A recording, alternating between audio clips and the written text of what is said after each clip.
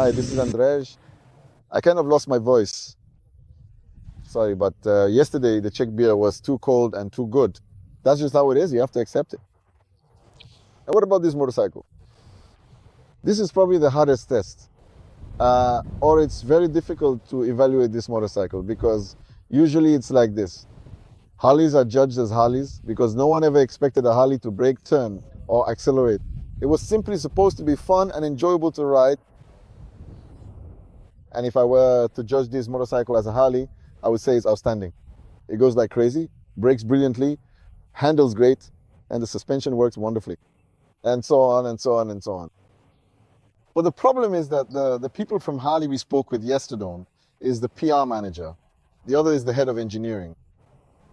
They said they want to enter this segment and they took all the adventure class motorcycles, took the best features from each, and based on that, build the Pan America. So for example, the reference point was the best engine in the adventure class, and they wanted to make an even better engine. Then the suspension, and they made it better as well, and so on and so on and so on. So it's kind of like, well, you truly wanted it, and now you definitively have it. So I will thoroughly evaluate the Harley-Davidson Pan America in the comprehensive context of all the various adventure motorcycles I have extensively ridden and experienced. And this is where things start to get a bit tricky.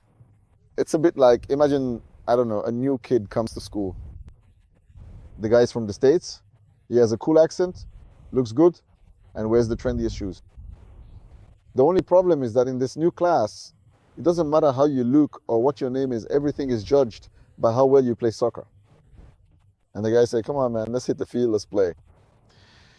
And at this point, it turns out that the guy is athletic, he's got the right attitude, but sometimes he misses, sometimes he doesn't hit the ball, sometimes he messes up a pass.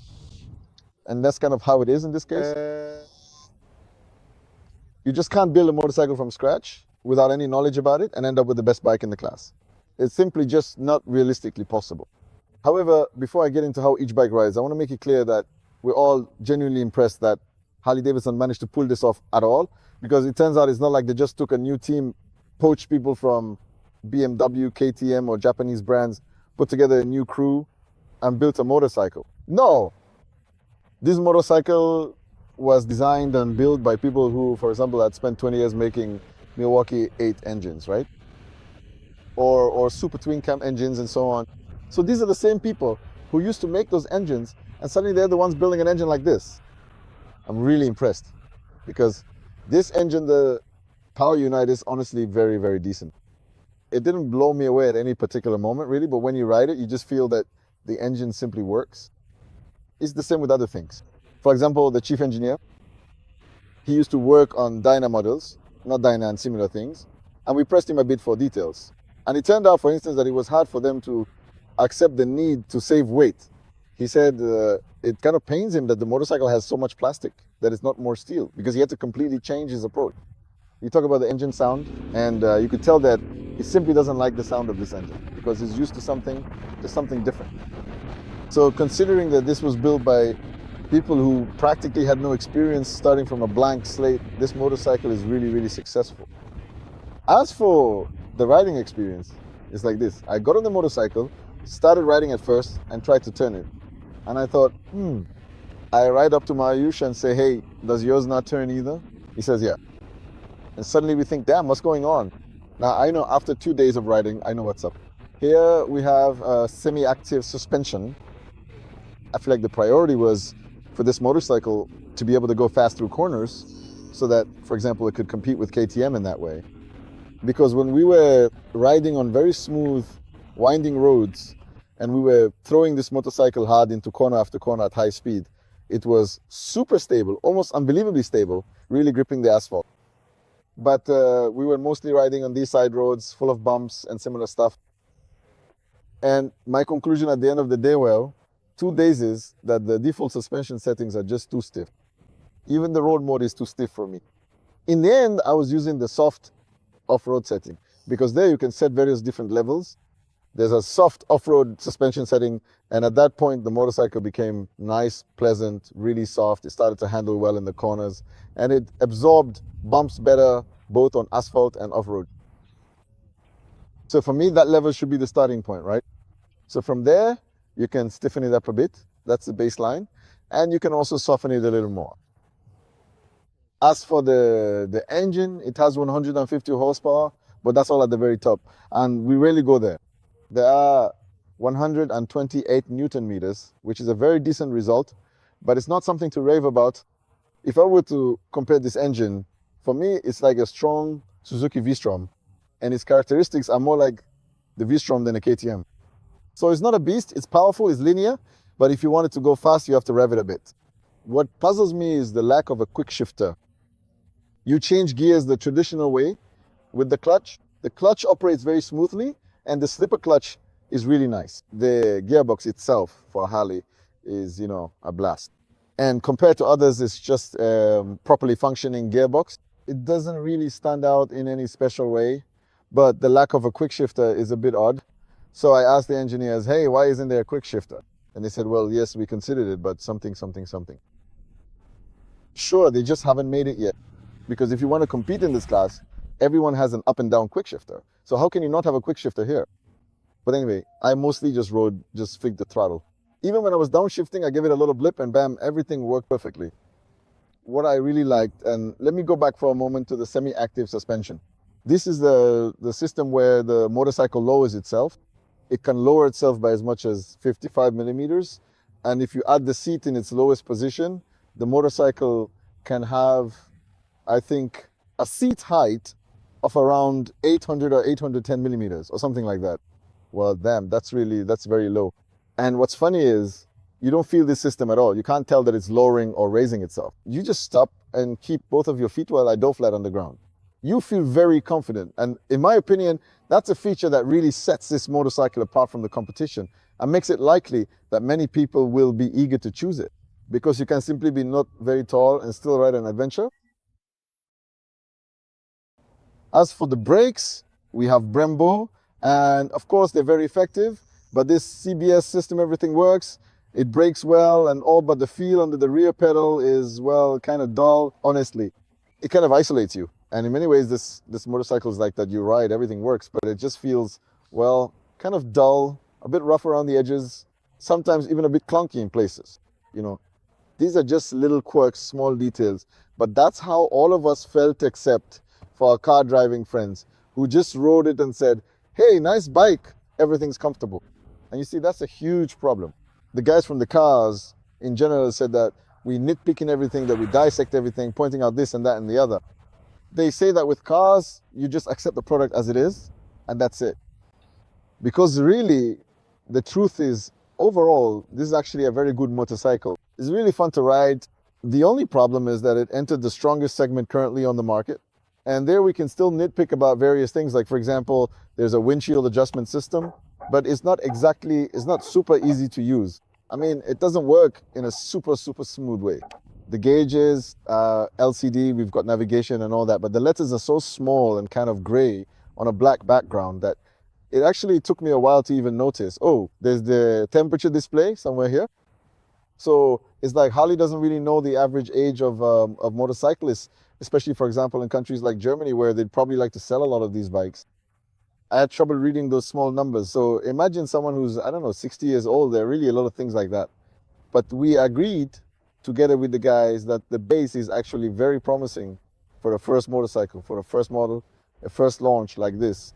Just entering this segment, in my opinion, this attempt is more than successful because this motorcycle can compete. This motorcycle won't disappoint you when you get on it and start riding. Unless, of course, you come in straight from your KTM or your GS and expect it to be better. Because for now, it's simply not better.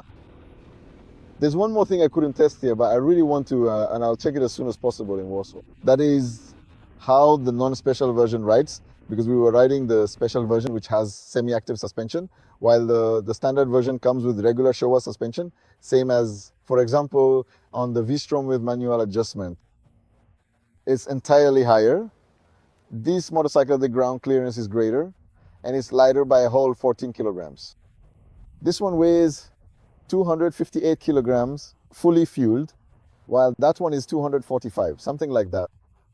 So I have the impression that if I take that motorcycle and set up the suspension for myself, It might be the first motorcycle that actually rides better with a normal traditional suspension than with a semi-active one. Because here, with this suspension, it's clearly the case. They even told us during the presentation that, yes, the suspension is Showa, but the software development is ours. They should have just taken a ready-made solution from Showa or gotten someone from Showa to do it. Seriously, I'm sure it would have turned out better because this suspension isn't bad. We rode this motorcycle over bumps and rough terrain. It absorbs them. It doesn't bottom out. But I know that the setting could simply be better. There are also some other things that you could really nitpick. A lot of things on this motorcycle. The only question is it really necessary? Will this discourage potential customers when these motorcycles are practically all sold out? I'm not surprised because it's so unique in terms of appearance. It really rides in such a way that you won't be disappointed. But the problem is that they said, hey, we're going to compete now with the strongest motorcycles in the most competitive segment that exists. Well, I've said many times that Harley-Davidson, the adventure class, already exists. Moto Guzzi made it. Marius rides it. The V85 TT, that motorcycle rides the way Harley could have made one. It's an engine like the one from the Sportster or something similar, classic, just like the Ulysses used to be, only now they've simply made it better. The only problem is that then the motorcycle would have to be much cheaper, and Harley just can't be cheap. Although this one, for a Harley, is cheap, because when a Road King costs over 120,000 zlotys, this one starts at just over 70,000, right? A bargain. Let me put it this way. At the beginning of the first day, I was disappointed because this was a motorcycle that when I looked at it, I thought, damn, maybe I'd like to own it. On the first day, I was disappointed. On the second day, when we were riding off-road, I liked it much more. I accepted it. Later on, we even rode it and got used to I2K. We got used to it and rode this motorcycle. So I'm giving it a chance. Honestly, for a debut, great job. The motorcycle isn't perfect, but it's not perfect for us people who are just jaded with all sorts of expectations because we've ridden all the best motorcycles in the world. So I suggest that you form your own opinion. If you simply like this motorcycle, then go for it. And now the question is, will it draw people away from the seats of BMWs, KTMs, Yamahas, Hondas, or will it simply attract those who already like the Harley-Davidson brand, making it just another Harley in the garage, and then once they get on it, a whole new world will open up for them? But honestly, seriously, just wait. Before I write this review, I absolutely have to get on a motorcycle with a traditional suspension, and in the magazine I'll describe how it all compares. I'll also describe this system, not just the systems, but everything about it, because you could talk about this endlessly, but that's not the point. The most important thing is the experience, and the experience is there. The emotions are there. This motorcycle is all about emotions. It catches the eye, and maybe my voice is a bit hoarse, because yesterday we talked late into the night, and we kept talking about this motorcycle, and today I'm still talking about this motorcycle. It looks amazing. How does it ride? Decently. I'm wondering, what else were we nitpicking about? I don't know. It's going to be very, very, very interesting, which is actually kind of funny. Yesterday, by accident, one of the guys from Harley slipped up and called this motorcycle by a different name. I won't say which, because I don't want to stir the pot, but I know that this bike will be the base for future models and will continue to be developed. So honestly, super weird, but actually pretty cool when you think about it. And actually, speaking of things that might be useful to know, for example, the battery is in a ridiculous spot because everything just falls right onto it, right onto the battery. There are just some things that are completely irrational, totally irrational, but overall, it's comfortable. Traction control, that's important because, for example, off-road, the electronics actually work pretty well. The traction control off-road didn't slow us down. We were riding on very, very slippery terrain. And it was kind of funny because our guides were guys who had ridden in the Dakar Rally many times, and they had knobby tires on their motorcycles while we were riding on almost road tires. But even though the motorcycle was sliding, the traction control was working and it kept pushing forward. It didn't cut the power completely. It was only when I rode into really deep sand that I had to turn off the traction control. I had to hold down one button and the traction control turned off immediately. That's when it really intervened, and I got tangled up and dropped the bike with my legs stuck under the motorcycle. And that is all there is to it. More in the magazine. I need to ride it more. And also, if you already have any thoughts or have had the chance to ride this motorcycle, or if they're showing up at dealerships, write your comments. I'm very curious to hear your opinions. People who, for example, don't turn up their noses like those damn journalists. All right, bye.